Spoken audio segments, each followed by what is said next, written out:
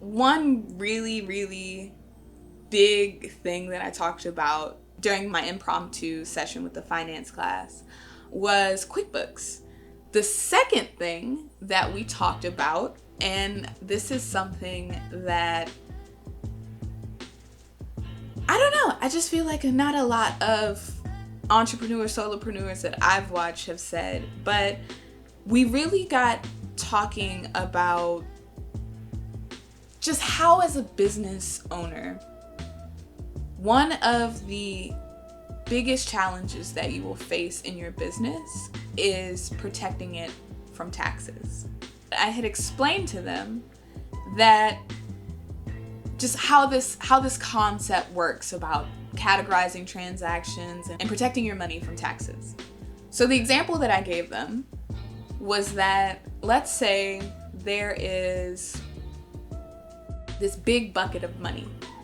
And so the only thing that's going into this bucket of money are things that count as income for your business. So for my business, for the brand strategy, for example, someone gets a logo, $350 in the bucket. Someone gets a brand strategy package, $950 in the bucket. Someone wants to do a day of videography, right? $800 in the bucket. So you have this bucket, and you've got the $350 from the logo, you've got $950 from the brand package, and then you have $800 from your videography day. In your bucket, you have $2,100. And I was explaining to the students that with this $2,100 in this bucket, the way that most people who own businesses have to protect their money from taxes is by counting it as an expense. So for an example, I have a home office. My home office, deductible from my taxes, my taxable amount, is based on the square footage of my office and my office rent. My office currently takes about probably a room's worth. I think I have it as 500 by 500 feet. And so what that does is it counts some of my $1,400 as rent that I pay every month, but it takes, I think it's I don't know, it might be $300, $400 of that $1,400, and it comes out of the business bucket that you have, right? I'm a graphic designer. I make shirts. If I have to get the vinyl to go onto the shirts that I'm making so that I can sell them, I obviously have to buy the shirts, bags, coffee mugs. I go to Michael's. I have a business account. I use that business account to buy the supplies that I need. So that pattern kind of keeps continuing. You have this bucket of money and you pull from it for the things that you need for your business. Your utilities, your gas, if you have to travel to meet clients, your supplies, all of it. All of it's coming out of the bucket. And so at tax time, you're left with this bucket. And so let's say out of all of your expenses, you're left with $500 in this bucket. But let's say you made $40,000. You spent almost all of it if you have only $500 left in this bucket. But if you do things the right way with QuickBooks, and if you work with, I do TurboTax, but last year I hired the person to do it for me after I saw that it was going to be way too much with both businesses. But you work with the Intuit team, whether that be with QuickBooks or whether that be with TurboTax, because they both talk to each other. And you guys use the tax law to your advantage. And you have these expenses categorized in such a way, honestly, obviously, that it makes sense that you only have $500. You're not going to be taxed on the $40,000 that you made and spent. You're going to be taxed on the $500 that's left in that bucket, right? Pretty easy concept, I think. I've talked about it enough. But this is the key. This is the part that people don't talk about. You have to protect your money from taxes so that on paper, you're good. And you keep as much money in your pocket as possible. The flip side of that is that if you keep your money protected from taxes and you report $500 years where you made an income of $500 and you're taxed on that, when you go to apply for a car loan, when you go to apply for an apartment, when you go and buy a house for this successful business that's bringing in a net of $40,000, they will look at your business because they look at your W-9s when you were working for someone else. And they saw, yeah, this all looks good. She brings in this much. Cool. They don't care how much you spend when you're a W-9 employee. They said, we got ours. We got our taxes. So you're good. Whatever's left, if you owe us, you owe us. If not. And so when you protect your money from that kind of scrutiny as a business owner, you have to also remember that it is a balancing act. You have to.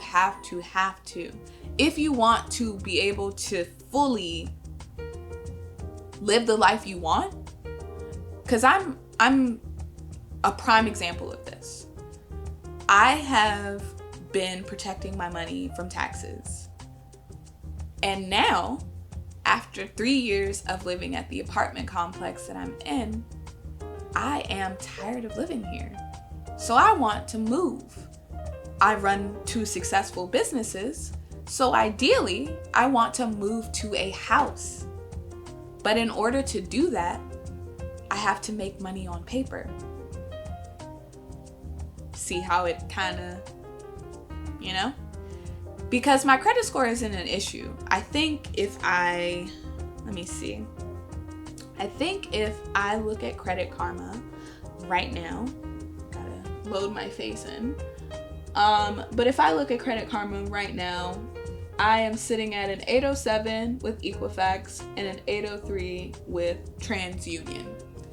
With these credit scores, I should be able to get any house that I want. But because I don't make money on paper for tax purposes, it hurts me. And so now I have to come to a place where I figure out how to protect my money from taxes as much as possible while still bringing in enough money to where it won't hurt at tax time when I'm taxed on it, and it will show that I can consistently, without fail, pay for a place to live and for a car note or whatever it is that I'm trying to finance. So as things with the course pick up and I'm able to really put into place some of the things that I've learned about how to balance it, I'll make more videos about the balancing act. But for right now, for anyone who is starting out, I just want to give you that heads up in a way.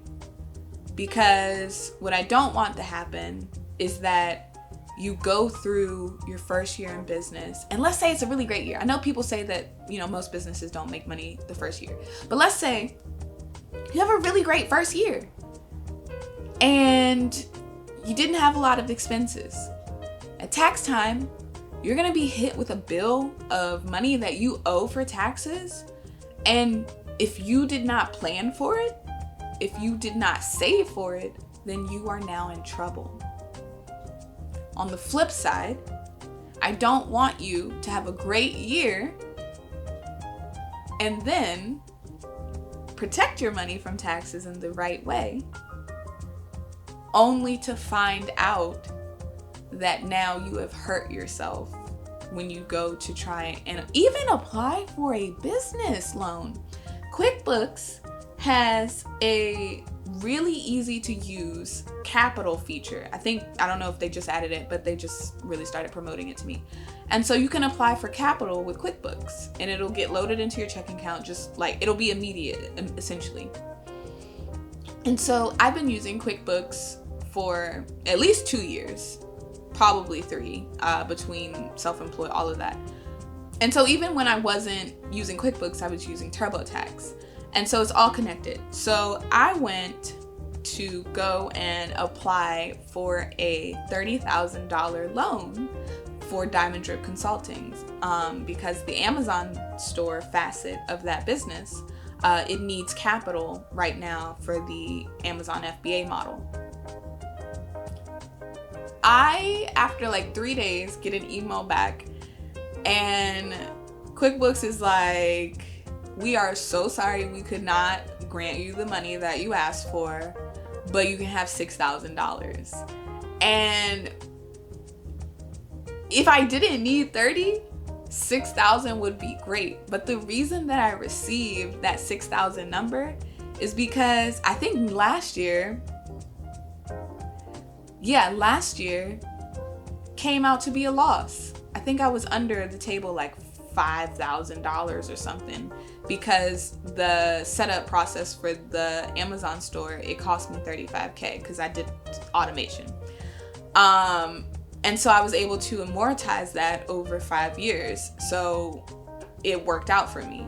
But QuickBooks saw that and they were like, you just claimed a loss of $5,000 and you want me to give you 30? No, we don't care that your credit score is good. So we'll at least give you 6.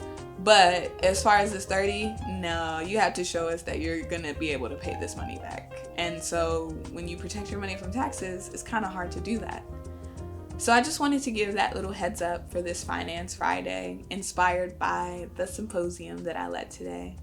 And I am wishing you a great weekend. See you in the next one, lovely.